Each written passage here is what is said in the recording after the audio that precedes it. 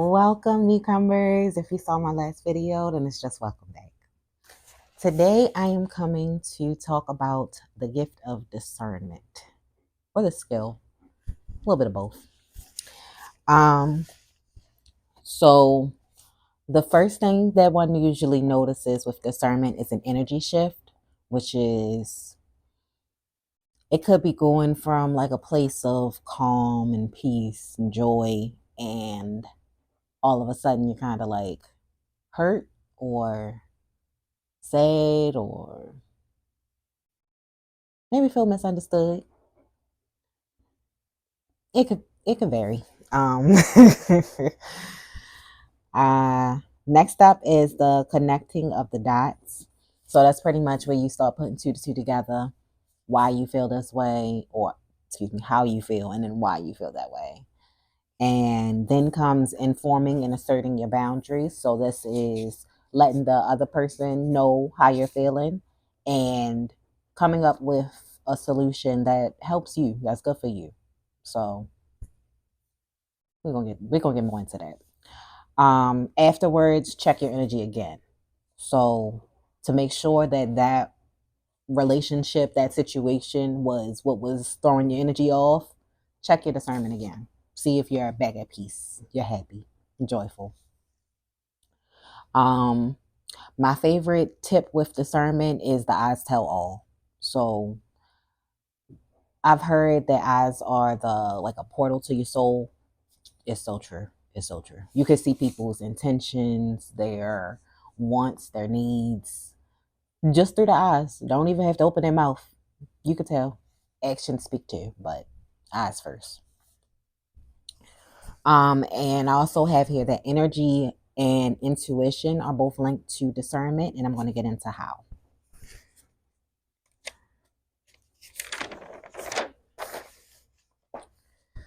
So the strength of discernment relies on how much you trust your intuition. It took me a long time to trust my intuition. So I used to like just get like these little, I don't know, it was like,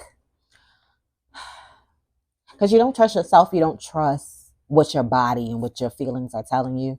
So I would just kind of push it to the back. Like maybe I'm just tripping, maybe I'm just being paranoid, usually always that discernment was trying to tell me something about somebody, like something going on in my surroundings, something that I needed to just subtract from my life or set guidelines to so it could stay around.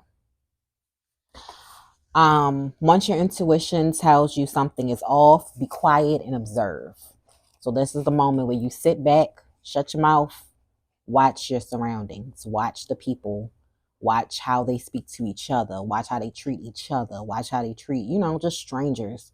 I love watching how people treat like service people, stuff like that. People who some people look down on because of what they do for work, but you need them. So it's best to come at them with some respect. While observing, I always begin to notice exactly how I'm feeling, and then I can identify why. So when I'm sitting back and I'm watching everything go on, I'm also allowing myself to feel however I'm feeling. Like I allow it to like just process through my body the way that it needs to. And then it sends my brain the messages like, this is how you're feeling. This is what you need to do to fix it. So just give it time, relax, and trust yourself. Trust yourself is the most important part. Discernment does not work without trusting yourself. Otherwise you're hoping for others to guide you. And that's always dangerous. When I had the support of friends, I would use them as my sounding board. So if I peeped something off or weird, I would see if they peeped it too. Or if it happened while I was alone, I would run the details by them to see if they had the same or similar reaction to my own. So this was me still not trusting myself, but trusting the people around me, the people that I trust, to give me, to allow me. It's kind of just like giving me a space to see if I'm tripping or not. That seems to be my word of choice here. Um, so like, hmm. I just one time, because I only had to learn this lesson one time, where I trusted a baby's intuition over my own. Because you know how they say that babies are so pure and they know the good spirits and all that good stuff. Yeah, that's not true. I had to learn that the hard way. Nope, nope, nope, nope, nope. Babies trust who the person who they are with trusts. So if you're fine with that person being around, so are they. I had to learn that it's just if your body or your mind, any part of you, if something in you is telling you that something is off about the surroundings, about a certain person, about a situation, listen and carefully, because it's not telling you that for nothing. Um, I've gotten some very blatant signs throughout my life, but only after my spiritual awakening did they begin to make sense. So I used to this was where, the energy is off and I'm noticing that, but I'm not understanding why. So I would kind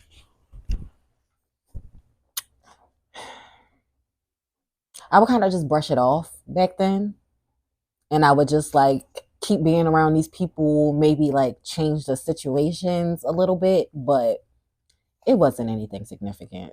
It I wasn't I wasn't paying attention. So the spiritual awakening opened my eyes to the point where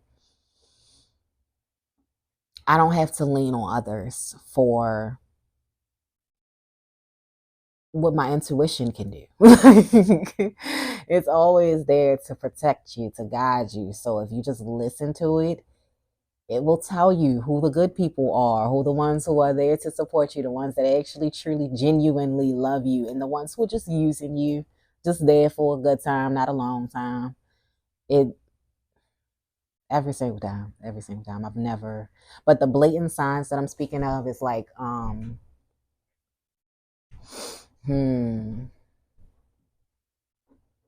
Okay, so let's go take a dip in the past.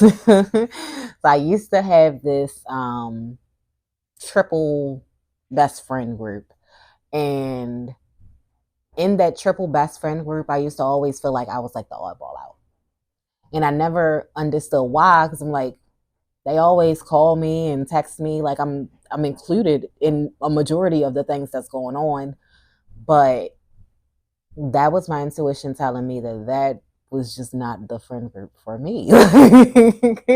As simple as that. And I couldn't understand that because these were people who I had grew bonds with, who I loved dearly, who treated me right. It, definition good friendships. But over time, I realized that they would hurt me in ways that I didn't even understand was hurting.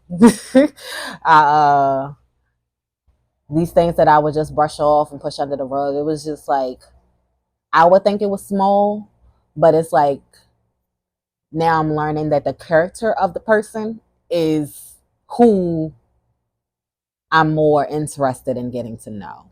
So they would do things that went against the character that they had shown me. And that contradiction, it just didn't make sense. I would always bring up the examples of how they're such good friends, they do so much for me. But the contradictions were continuous. Honestly, they eventually became more unavoidable. Can't deny it. It was like the situations, they started off real sparse and then it grew and it started becoming more often and less secretive, less under the rug. It was right in your face. Undeniable. That's the word I was looking for there. They would eventually become undeniable.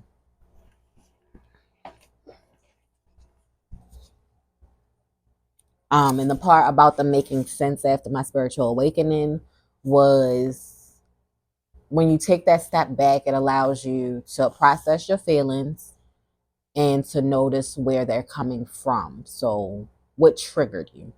Kind of. It's not always a trigger, but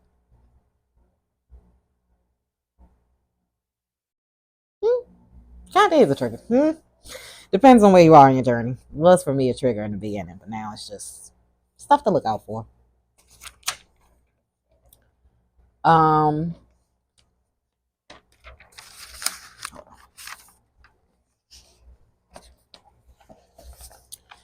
all right. Once you make sense of the signs, it's up to you to do something about it. So after observing, you notice what you're feeling, how you're feeling. Now we're to the step of what are you going to do about it? Are you okay with feeling that way? Um, is this something that is worth the friendship or relationship or situation that you're in? So this is where we assert boundaries. So if the pros outweigh the cons for this situation, that's where you would align some guidelines. These are some rules, some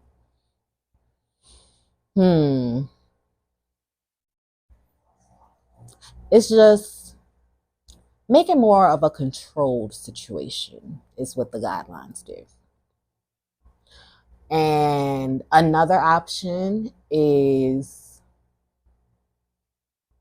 completely eliminating the person. So that could be blocking them, that could be ending the relationship, that could be just never hit that phone again. Like with certain people, I've learned that I must say I love these type of people. You don't even have to block them for the relationship to end. You can just never hit their phone again. Problem solved. I must say that's my favorite outcome. I can't stand those like real clingy people where it's like you already asserted your boundaries. They couldn't live by these boundaries. So now they have to go. But they don't want to go. So they like clinging, they sending a bunch of messages, they trying to link up. That is just it makes it harder. It's way easier when the other person just accepts that this is where we are now. Let it go. Um, and another option for that is changing the type of relationship or friendship that you have. So maybe they were a shitty friend, but they're a pretty good acquaintance. They can stay for that if you want. Up to you. If the pros outweigh the cons. If the cons outweigh the pros, they gotta go. You just let it go. Whatever pros you was holding on to, they're on by the landslide with them, like put all their asses on the street. No, ma'am. Absolutely not. Um, I'm I'm gonna work on my ums too. I'm realizing I'm doing that a lot. I'm working on my communication skills. So when I notice something, I mention it to the other person involved. I hate repeating myself, so I only bring it up once and then I take action. Whether that be leaving the relationship or friendship, blocking the individual, or simply saying nothing. I decide which action feels best for me and my spirit. With the in my spirit part, I did realize that I don't even know how to describe it. I generally I am very you know what? I do know the way to describe it. So I have this like babies. Object permanence. If I don't see it, it's like it don't even exist. I have that with people too. So when I don't see people for a while, I'll forget they even exist until they come around again, and I'm like, "Oh yeah, you're all alive. Hey there." It's scary, but it helps. Like it. Honestly, I wouldn't even say it's scary because it helps more than anything. Um, so if it's like somebody who I've decided that I'm not going to say anything to, after a while of not saying anything, if that person also doesn't say anything, doesn't hit my phone for anything, I will completely forget the person exists. So it's not like I'm over here stressing, I'm over here hurt or sad or None of the above. Once that person has left my memory, baby, they might as well have left the earth. Um, I did, well, no, I do realize that that does come with the cons of I like to have people who I love who make me feel good and, positive, bring positive energy every time, or a majority of the time they're around me. People are people. Sometimes we have negative feelings. Um, those people I want to hold close and I want to see them on a regular basis. Like I've learned that my schedule for seeing people that I love is once a week. People who like I deem extremely important in my life, or we're trying to make it something important, once a week. Anything less than that, you might as well stay where you at, baby. I will completely forget. And then when I see you again, it's kind of like we're starting over because it's like all that time in between. I don't know. We're not going to get into that. I'm going to leave that way it was. But the object permanence has definitely helped me. If you have that, I'm going to call it a skill. If you have that skill, use it to your advantage. It definitely has pros. I used to hold grudges forever, but now I just understand that most people are temporary. And I am always reminded by how someone made me feel last when I see their face, so I treat them accordingly. So with that, I used to be a grudge holder. Like, even if the person apologized, even if they feel, oh, excuse me, even if they feel bad, even if I've already set my boundaries and I've like ended that relationship, I will still have so much disdain for that person. It was like they became an enemy from usually a friendship. So that was very unhealthy of me. Like toxic as fuck.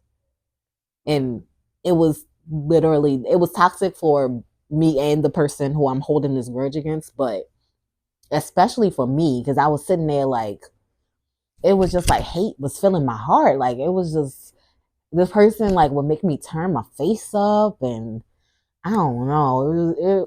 It just felt like they had too much power over me and how I feel. So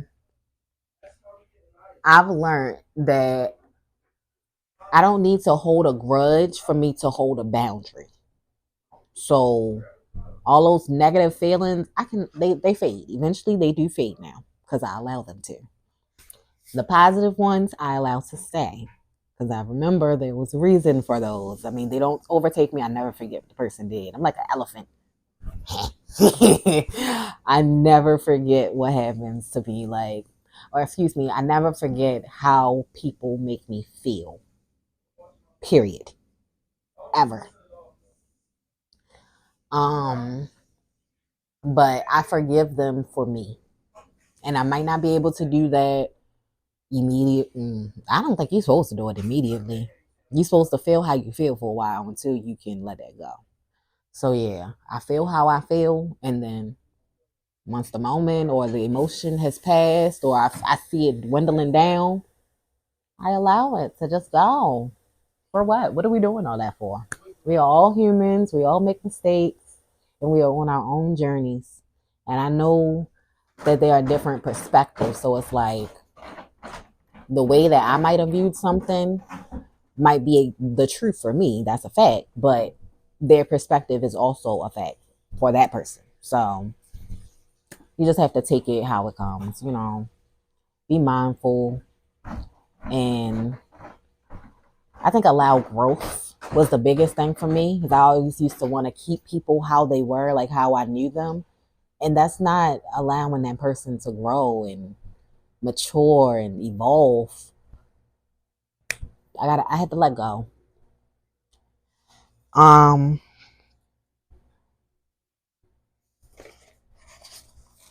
the last one is trusting my intuition and discernment has allowed me to embrace my good nature again.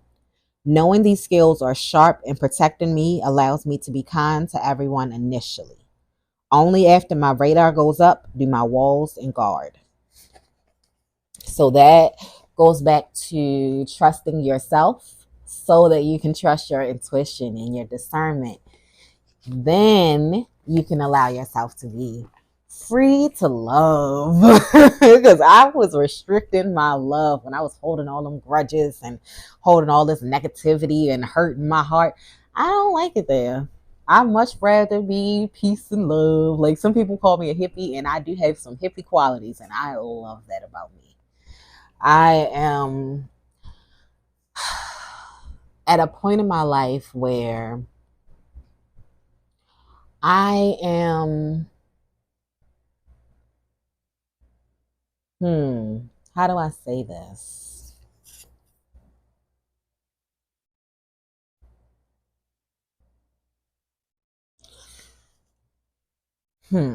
Okay, let me backtrack just for a second.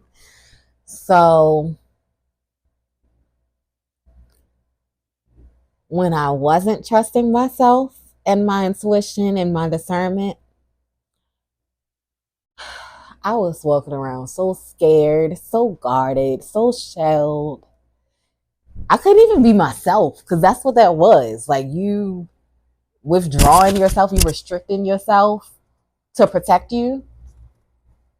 It it diminishes who you are, your personality, like those good, beautiful qualities about you. They get squashed under this guard that is protecting you. And now this wonderful person and being that you're protecting is now like feeling less than because you're not listening to them. So coming this far and learning to trust myself has it actually feeds. I'm sorry if you guys notice I am shivering. It's a little chilly down here. I am in my basement and thus the cold is running the house. Um, but it is absolutely beautiful the amount of love that comes from trusting you. No one over you.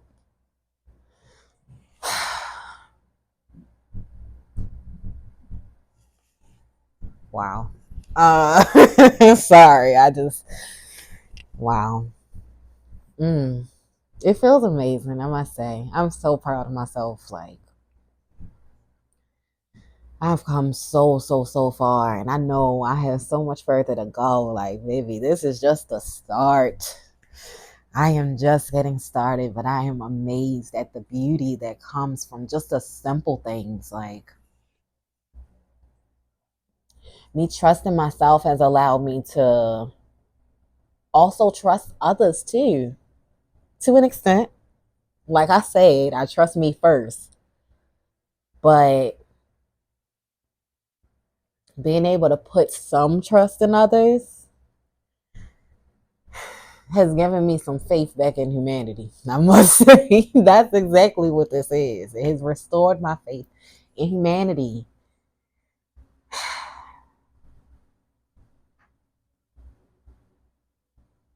Because we all have this possibility. It's an option. You just have to choose it. You have to trust it and give it time. It's not something that happens overnight. Like, and even when you think it's happening, it might not be happening. Because I've been in some relationships. I did not mean for this video to get this long.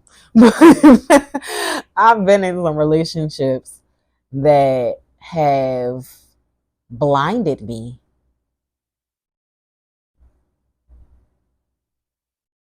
And I don't even know if that was, I feel like that was partially on me and partially on the relationship. Because you're supposed to keep your eyes open so you can not be blinded, by love to fully. Hmm. I'm I'm getting a little deeper than I had originally intended. So to conclude, Discernment starts with trusting yourself. Then you trust your intuition, your feelings. Then you find the source of that feeling, those feelings. You trust the eyes. Trust what you see in people's eyes. What do they tell you? What do you feel when you look in their eyes? Because usually what you're feeling is what they're feeling. It's a reflection. And